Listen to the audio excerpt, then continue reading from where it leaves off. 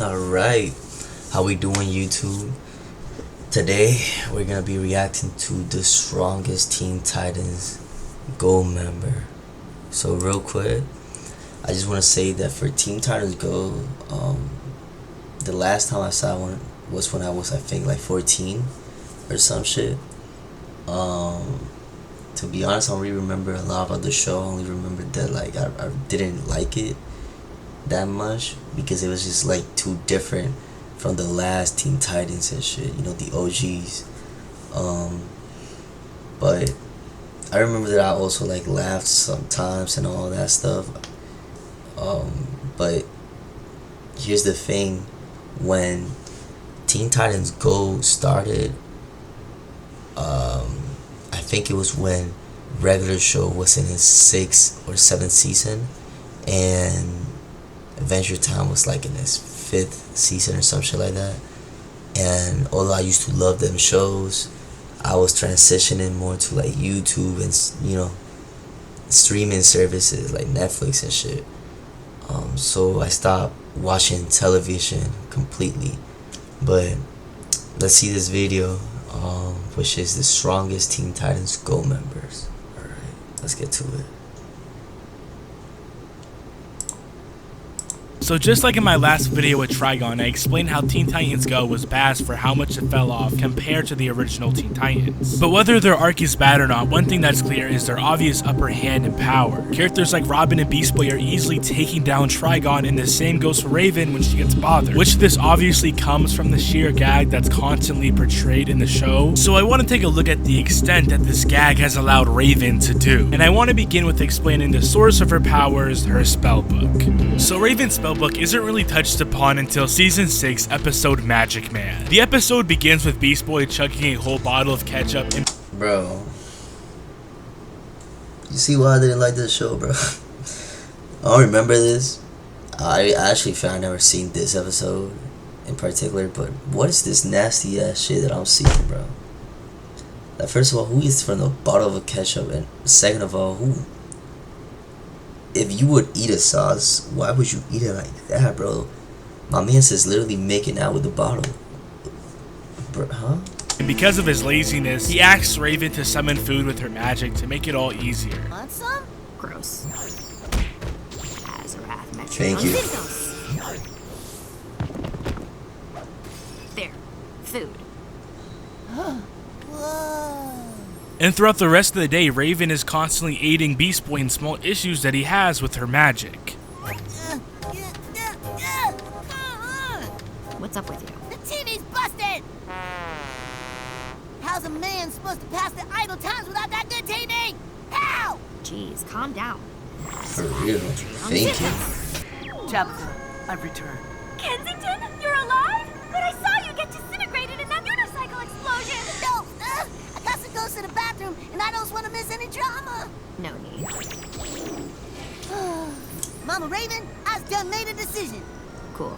I want you to teach me to be a magic man. Now obviously of all people, Raven wouldn't let Beast Boy become a magic user, but because of this, he ends up messing up her book and getting it banished. And that's when we get our first heavy information on the book that it's the source of Raven's powers, and there's only one copy left in the universe at the Azarath library. Now when Raven eventually makes it to the library, Beast Boy follows her there and becomes a magic user on his own by obtaining somebody's magical cape and the burrito spellbook. Now with that being said, Raven does find the copy, but it's taken by a demon who also wants it until Beast Boy summons a burrito to trade for the book, but because of that, it gets burnt to ashes. So now Raven's only chance of getting her book back is by directly going to its creator, the Book Wizard.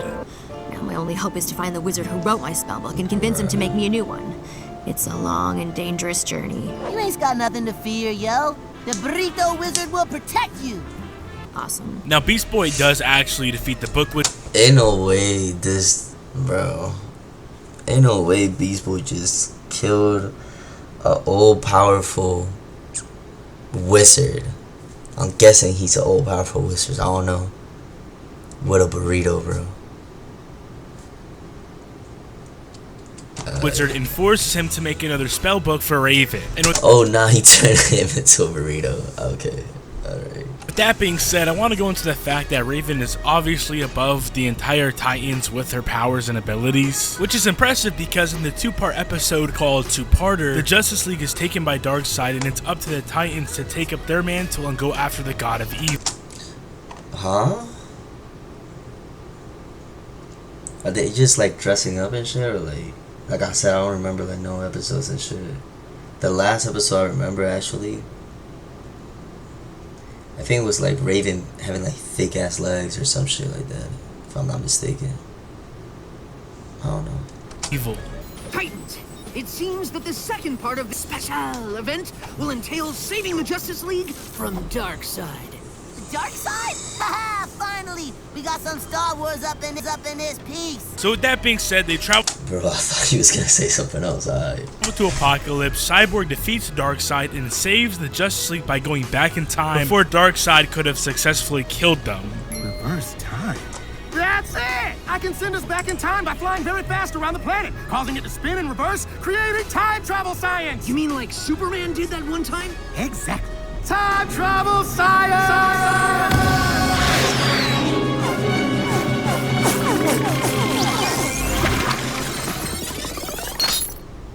We're back. Quickly, save the Martian Manhunter! Oops. How you go back in time and you Now, Cyborg redoes this a couple times until he finally saves them without messing up. But the point is, the members of the Teen Titans are strong, and Raven being above them is impressive. We've literally seen Robin beat up cosmic beings like the Spectre just to get Starfire's attention, and Raven and Robin staring so hard where the entire planet gets destroyed. Damn. Now, there's also a time when the Titans reality warp their show into pure gag in order to kill a squirrel. This takes place in season 3 in the episode called Squash and Stretch. Essentially, the Titans are having a day off at the beach until a squirrel starts bothering them and ruining the day. Now, because of this, they obviously try to stop this squirrel, but it fails miserably. Titans, go!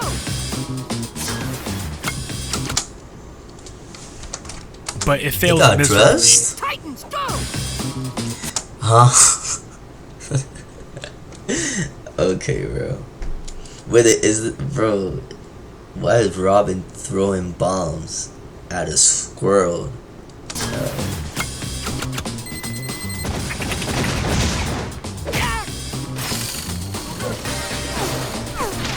Now they really trying to kill this girl. Yo.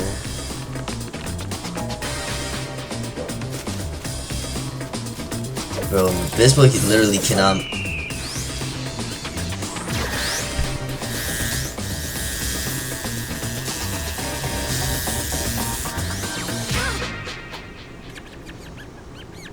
Now, the Titans didn't take failing so lightly, especially after the squirrel was taunting them for it, which resulted in them having revenge fantasies, which is basically them admiring killing the squirrel in different ways. Only issue is that them killing and the way their cartoon is portrayed wouldn't be accepting. So Cyborg comes up with the idea of transforming their cartoon into a Looney Tune, which in turn would make all violence goofy and funny as it does in Looney Tunes, and would remove all their character death, allowing them to kill the squirrel successfully.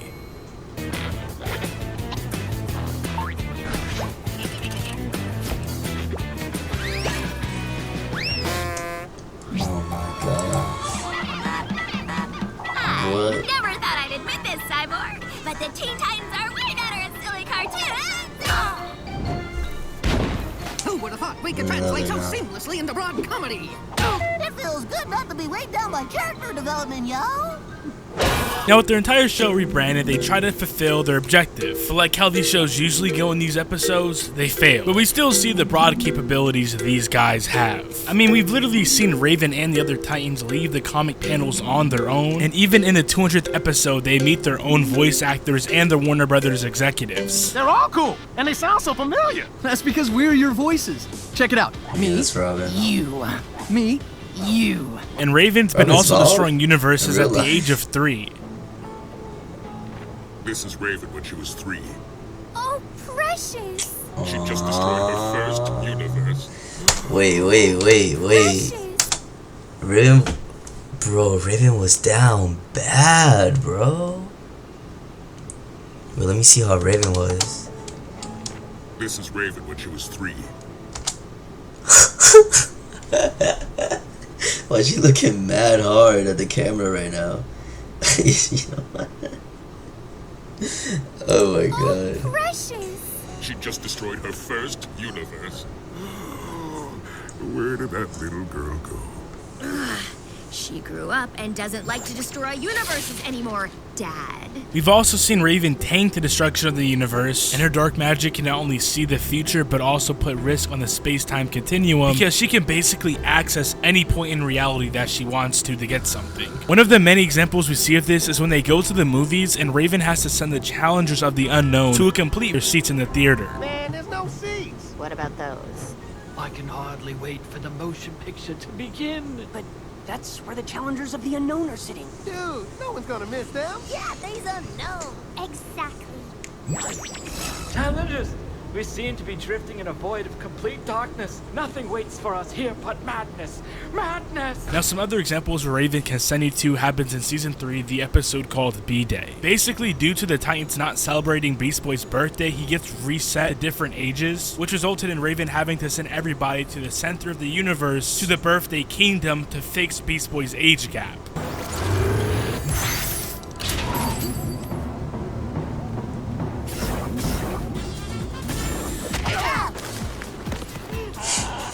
Welcome to the Bro, what's up with the donkey's face though? First of all, why is it so thick? Second of all, bro, look at how he looking at them, bro.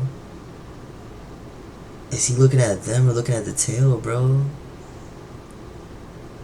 Oh my gosh, he's trying to get, you know what I'm saying?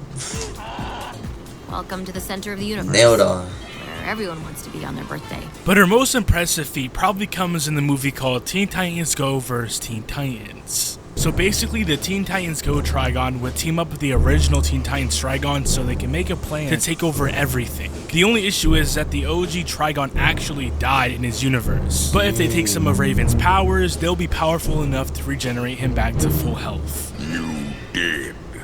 And because I was destroyed by the power of a raven, only a raven's power can bring me back. And once a gem cracked, it became the perfect opportunity. How could you do this to me? I've been trying to take over the universe with you for ages, but you had to be a hero and hang out with your friends. So now I am taking over the multiverse without you. Now, the Trigon does successfully come back, but he ends up getting eaten by his own partner. This allowed the new Trigon to become one with him and basically become an ultimate god. And at this point, the Titans really couldn't defeat him, so they ended up bringing every Titan across the multiverse.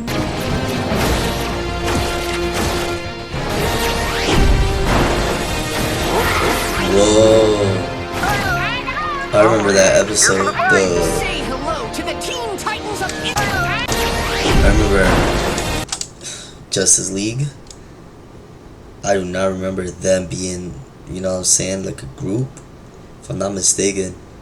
Nightwing is like as old as Starfire, I think, and Cyborg. But Beast Boy and Raven are like from Young Justice.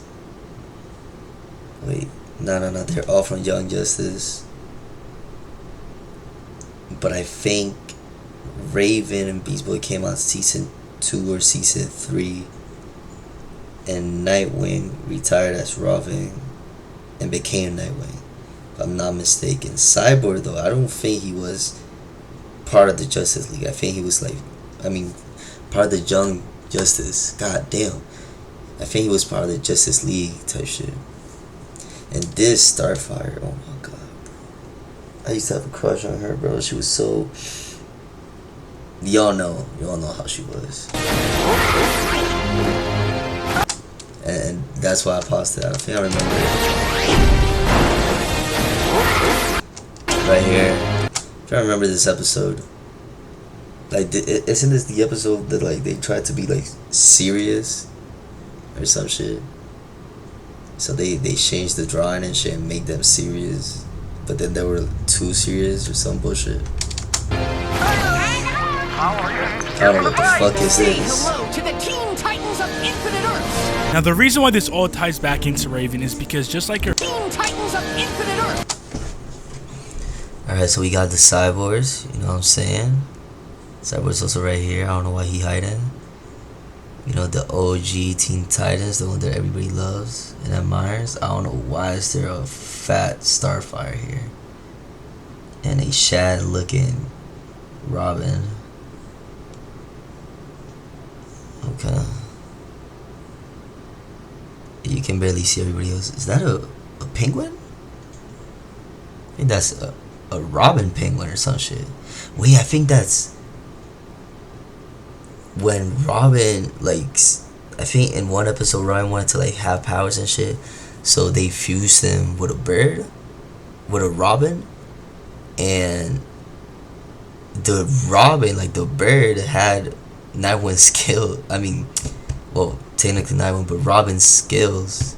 Too many words, bro. Wordplay. Oh my gosh. Now, the reason why this all ties back into Raven is because just like her father, she was able to eat every single Raven across the multiverse. I don't know, but I taste surprisingly delicious. Bro, what? This would then create a composite Raven called the Unkindness, which was capable of going completely relative to this Trigon that was a threat to the entire multiverse. Now, the Trigon was eventually defeated when she was able to unmerge the two, leaving him nearly powerless. That was fire. You never wanted it anyway. Well, I was wrong. I'm half human, aren't I? Hey, that's fire.